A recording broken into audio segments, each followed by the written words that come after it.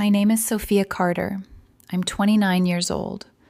And right now, I'm sitting in my apartment, the same apartment my boyfriend tried to take from me yesterday, still trying to understand how someone I loved for 2.5 years could look me in the eyes and calmly plan to erase me from my own life. It didn't start with shouting. It started with a smile, a strange one.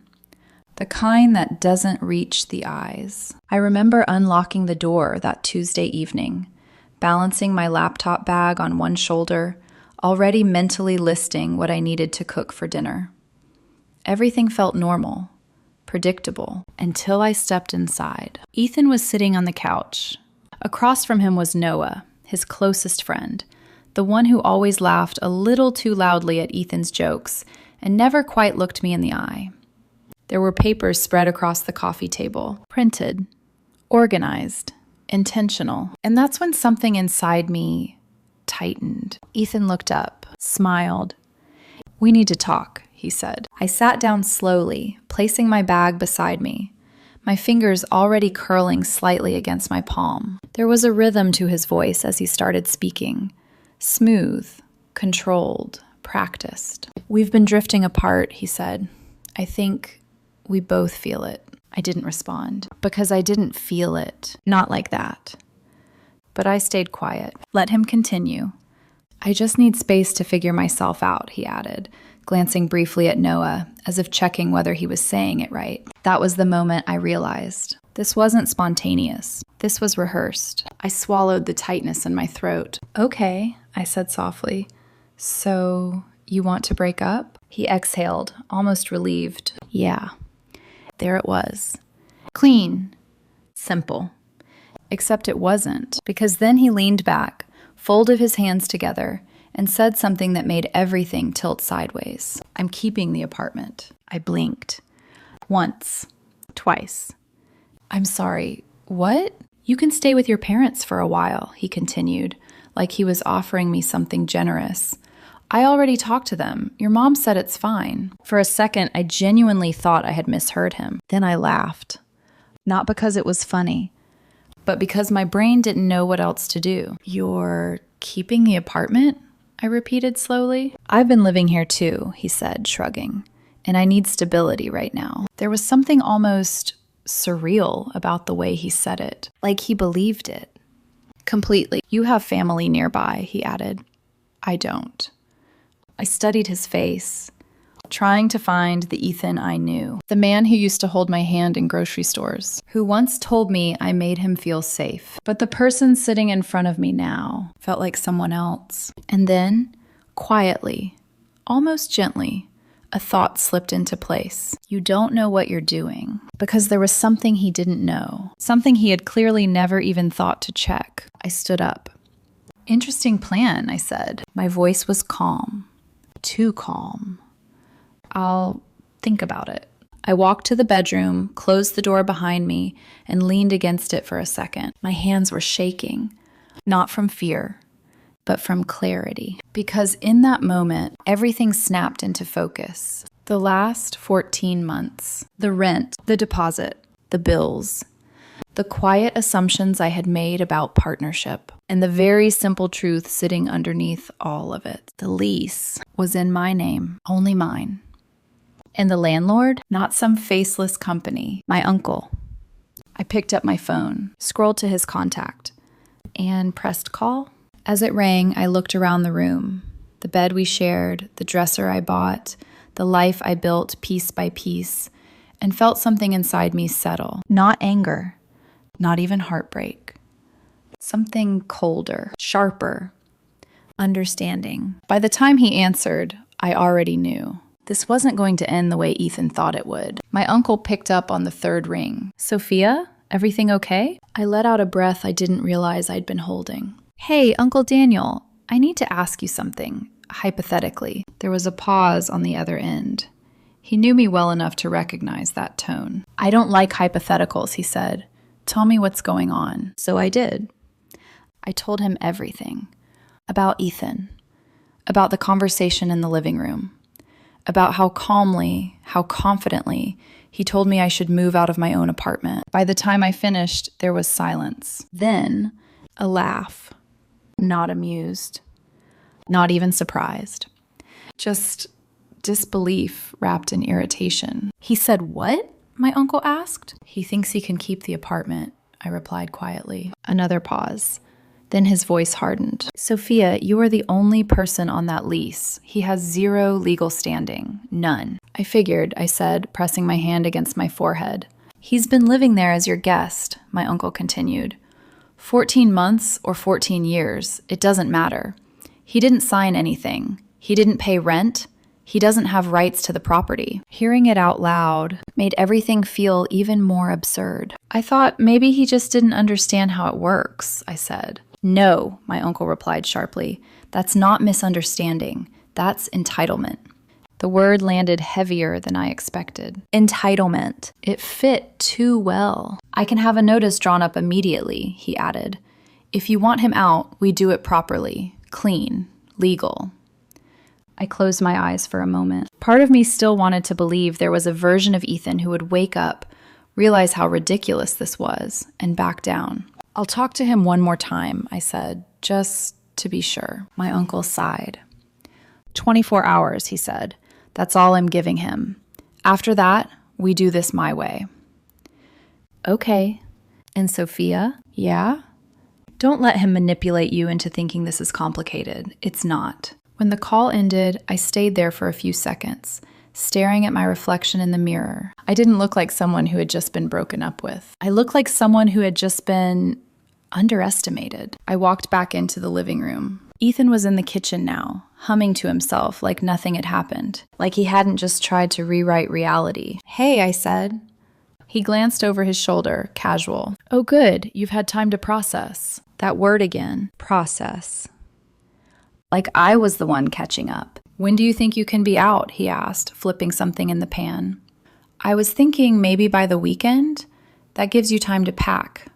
For a moment, I just watched him, trying to understand how someone could be this detached, this certain. "Ethan," I said slowly, "you do understand that I'm the one on the lease, right? Only me." He waved his hand dismissively, not even turning around. "We can work that out with the landlord. I'm sure they'll be reasonable." There it was again. That confidence. That assumption that the world would bend for him. I took a step closer. "The landlord is my uncle." The spatula in his hand froze mid-air. "What?" "Uncle Daniel owns the building," I said, "and I'm the only person on the lease. You've been living here as my guest." He turned around slowly, and for the first time since I walked in the door yesterday, his expression cracked. "Not completely, but enough."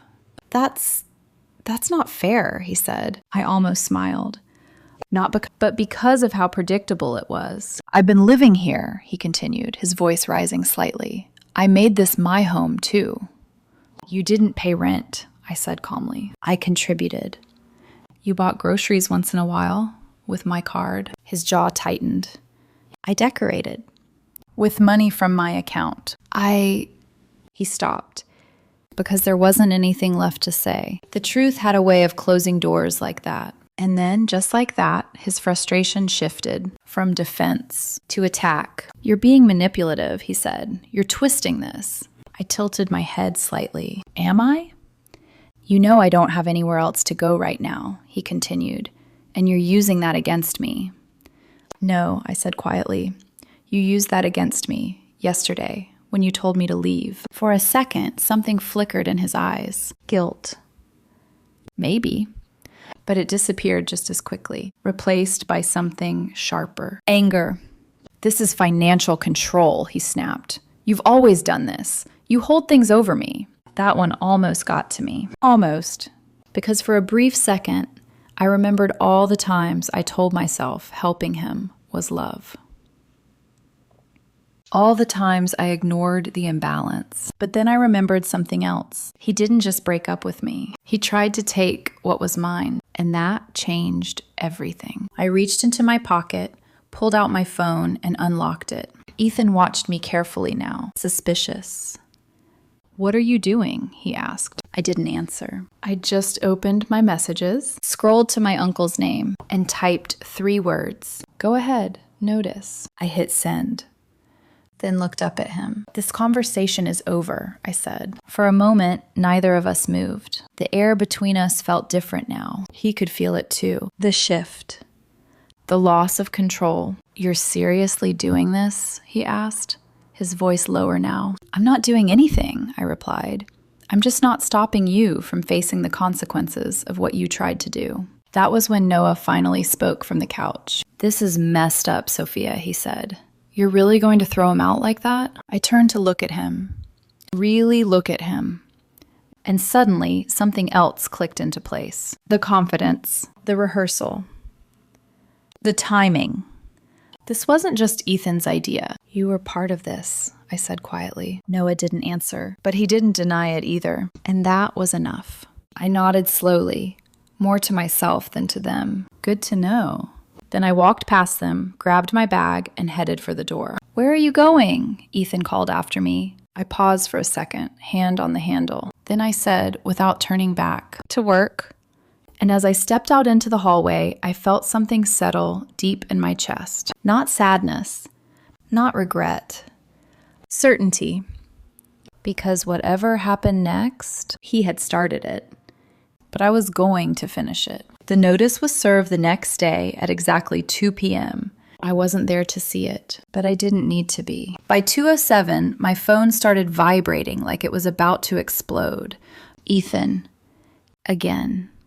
And again. And again. I stared at the screen for a few seconds before finally picking up. "What did you do?" he shouted the second I answered. I pulled the phone slightly away from my ear. "Checked my messages," I said calmly. "Looks like the notice was delivered." 24 hours? He snapped. "Are you insane? This is illegal, Sophia. I have rights." There it was. The same confidence. But now, cracked. Frantic. "You should probably read the document carefully," I said. "It explains everything." "You can't just throw me out like this." "You tried to do the exact same thing to me," I replied. "That's different." I almost smiled. "Explain how." He didn't, because he couldn't. Instead, he hung up, and the messages started. "You're unbelievable.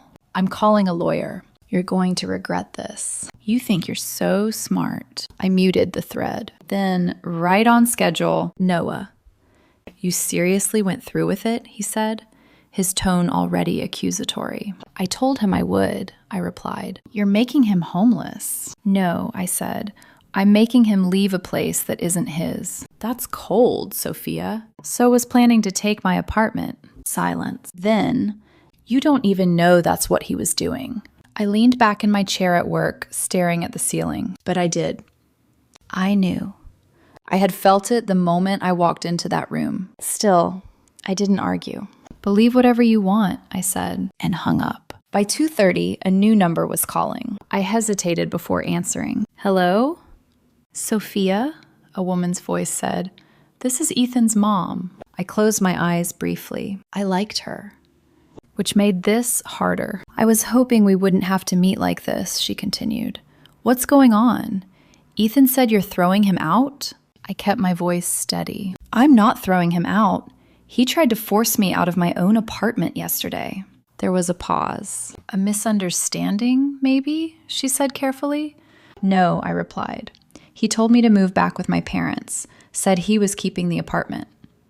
Another pause, longer this time. Then, "That does sound like him." I frowned slightly. "What do you mean?"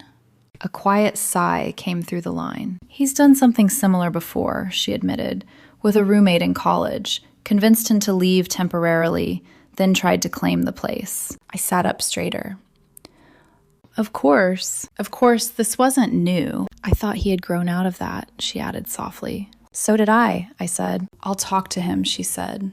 "I'm sorry, Sophia. I really am."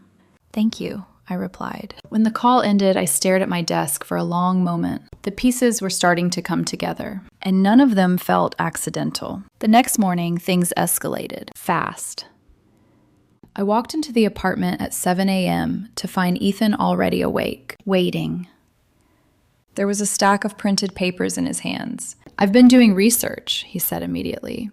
"According to these, I'm legally considered a tenant. You need to give me at least 30 days. I took the papers, glanced at them. Different states, different laws, none of them ours. Ethan, I said gently, placing them back on the counter. These don't apply here. They do, he insisted. I get mail here. You get mail here because you used my address. That makes me a resident. No, I said. It makes you someone who receives mail. His jaw tightened. I'll call the police. I shrugged. Go ahead. For a second, I didn't think he would. But then he did. 2 officers showed up just after 9 a.m. Ethan practically ran to the door. Officers, she's trying to illegally evict me, he said, his voice shaking just enough to sound convincing. I live here. The older officer looked at him calmly. Are you on the lease? No. Have you been paying rent? Not exactly. Has the leaseholder asked you to leave? Ethan's voice cracked. This isn't fair. The younger officer took the eviction notice, scanning it. This appears to be properly filed and served, he said. Sir, you need to vacate by 2 p.m. today. Ethan stared at him. Today? Yes, sir. But where am I supposed to go? The older officer gave him a look that wasn't unkind, but wasn't sympathetic either. That's something you should have thought about before this situation escalated. I stood quietly by the wall, arms folded, watching everything unfold, not saying a word, not needing to, because for the first time since this started, reality was speaking for me. After the officers left, something inside Ethan finally broke. The arrogance, the certainty, gone. Replaced by panic. Sophia, please, he said, turning to me. Can we just talk about this? We tried that, I replied. I didn't mean it like that, he said quickly. I was emotional. How did you mean it? He opened his mouth, closed it. Nothing came out. By noon, he was on the phone nonstop. Noah, please, it's just for a few days. Pause. What do you mean you don't have space? You have a couch. Another pause. Are you serious right now? Call after call. Friend after friend. Each one ending the same way. Rejection. And with every failed attempt, his voice got quieter, smaller. At 12:30, he tried one last time. If you do this, he said, holding up his phone, I'll post everything online. I'll tell people what you did. I met his gaze. Then make sure you tell the whole story, I said, including what you tried to do first. He hesitated, just for a second, then lowered the phone, because he knew the truth wouldn't save him. At exactly 1:50 p.m., the door opened. My uncle stepped inside. Behind him, 2 movers. I want this done cleanly, he said, nodding at me. No complications. Ethan looked between all of us, and in that moment, he finally understood. This wasn't a bluff. This wasn't a negotiation. This was the end. By the time the movers started packing, Ethan had stopped arguing. That was the first thing I noticed. Not the silence itself, but what it meant. Because for the past 2 days, he had fought everything. Logic, reality, consequences. And now? He just sat there on the edge of the couch, phone in his hands, staring at nothing, like the outcome had finally caught up with him. Where should we take his things? One of the movers asked. Ethan looked up slowly. I don't know, he admitted. It was the first honest thing he'd said since this started. My uncle crossed his arms. You've got 10 minutes to figure that out, he said firmly. Otherwise, it goes into storage, at your expense. That snapped something loose. Ethan grabbed his phone and started calling again. Mom, please, can I stay with you? Pause. I know you're out of town, but... Another pause. His shoulders dropped slightly. Yeah, okay. Next call. Noah, come on, man. Just a couple nights. He pulled the phone away from his ear, staring at it like he couldn't believe what he was hearing. Even Noah had limits. Eventually, he landed on someone. A cousin. Temporary. Reluctant. But enough. The movers worked quickly. Boxes. Clothes. His gaming setup. The one I had bought him for Christmas. Carefully unplugged and packed away. Every item that left the apartment felt like a quiet correction. A reversal. Piece by piece, the illusion disappeared. When everything was finally loaded, Ethan stood near the door, his bag slung over his shoulder. He looked at me then. Really looked at me. You're really doing this, he said. There was no anger left in his voice, just disbelief. I'm not doing anything, I replied. I'm just not letting you do it to me. He shook his head slowly. You'll regret this. I held his gaze. I'll regret who I thought you were, I said quietly, not who you actually are. That landed. I saw it. Just for a second. Then he turned and walked out. And just like that, it was over. Or at least that part was, because the aftermath came quickly. That same evening, my phone started ringing again. Noah first. She's at her cousin's place, he said. She's a mess, Sophia. How can you live with yourself? I leaned back on the couch, my couch now, fully mine, and let the silence stretch for a moment. Pretty comfortably, I said, in my apartment. You're cold. I'm clear. He exhaled sharply. She cared about you. She cared about what I provided, I replied. There's a difference. He didn't argue that, because deep down, he knew. The next call was from an unknown number. I answered out of curiosity. You didn't have to do this, a voice said. It was a group call. Multiple people, Ethan's friends. We all think what you did was wrong, another voice added. You made him homeless. I let them talk. Let them fill the space with their version of events. Then I said calmly, he's not homeless. He has somewhere to go. And he's there because he tried to make me homeless first. Silence. He just needed time, someone muttered. He had time, I said. He chose entitlement instead. Another pause. Then the call ended, just like that. But the real shift came the next morning. A message from Derek, my neighbor. You need to see this. Attached were screenshots. Group chat messages, weeks old. I opened them. And as I read, everything inside me went still. Ethan, Operation Apartment is almost ready. Another message. You really think she'll just leave? Ethan, she's too nice. She won't fight me. Another. What if she does? Ethan, I'll play it smart. Keep it calm. She'll cave. A pause in the thread. Then, I've been talking to someone else anyway. Lily has a place by the beach. Just need this as backup. My grip tightened around my phone. 2 months. That's how long. 2 months of planning, of pretending, of letting me pay for everything, while he lined up his next life and tried to secure mine as a fallback. It wasn't just betrayal. It was strategy. Cold. Calculated. I didn't feel anger. Not immediately. Just clarity. I forwarded the messages to his mother. Her response came within minutes. I'm calling him now. An hour later, my phone rang. Unknown number, I answered. You ruined everything, Ethan's voice. Sharp. Fractured. My mom saw those messages, he continued. She's cutting me off. My cousin's already tired of me. This is your fault. I let him finish. Then I said, no, this is yours. I didn't do anything wrong. You planned it, I replied.